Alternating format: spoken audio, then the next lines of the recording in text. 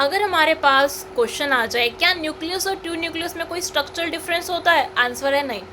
Nucleus और true nucleus में कोई भी स्ट्रक्चरल डिफरेंस नहीं होता। ट्रू न्यूक्लियस शब्द का प्रयोग मेम्ब्रेन बाउंड न्यूक्लियस को लाइक प्रोकैरियोटिक न्यूक्लियोइड से डिस्टिंग्विश करने के लिए किया जाता है। हम क्या बोल देते हैं कि भाई यूकैरियोटिक में ट्रू न्यूक्लियस है, प्रोकैरियोटिक में नहीं है, मतलब उसमें न्यूक्लियोइड है। तो इसलिए हम प्रोकैरियोटिक में न्यूक्लियस वर्ड यूज़ नहीं करते हैं, वहाँ पे न्यूक्लियोइड वर्ड यूज़ करते हैं। हम यही बोलते हैं बैक्टीरिया में न्यूक्लियस नहीं होता। तो एक छोटी सी बात सुनते हैं, अगर क्वेश्चन आ जाए कोई फ़र्क होता है, नहीं होता। न्यूक्लियस और ट्रू न्यूक्लियस स्ट्रक्चर के हिसाब से सेम होते हैं, इन दोनों के बीच में कोई अलग ऑर्गेनेल या स्ट्रक्चर का डिफरेंस नहीं है।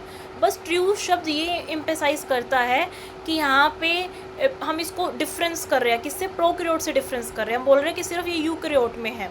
न्यूक्लियस सेल का न्यूक्लियस, ट्रू न्यूक्लियस वही न्यूक्लियस है, लेकिन बताने के लिए कि ये न्यूक्लियर मेम्ब्रेन से घिरा हुआ है, ठीक है, इसमें न्यूक्लियर मेम्ब्रेन है जो सिर्फ यूकैरियोट्स में होता है। बस इतना बताने के लिए इसका जो है यूज़ किया जाता है। प्लांट सेल का न्यूक्लियस है तब भी ट्रू न्यूक्लियस बोलते हैं, एनिमल सेल का तब भी ट्रू न्यूक्लियस बोलते हैं।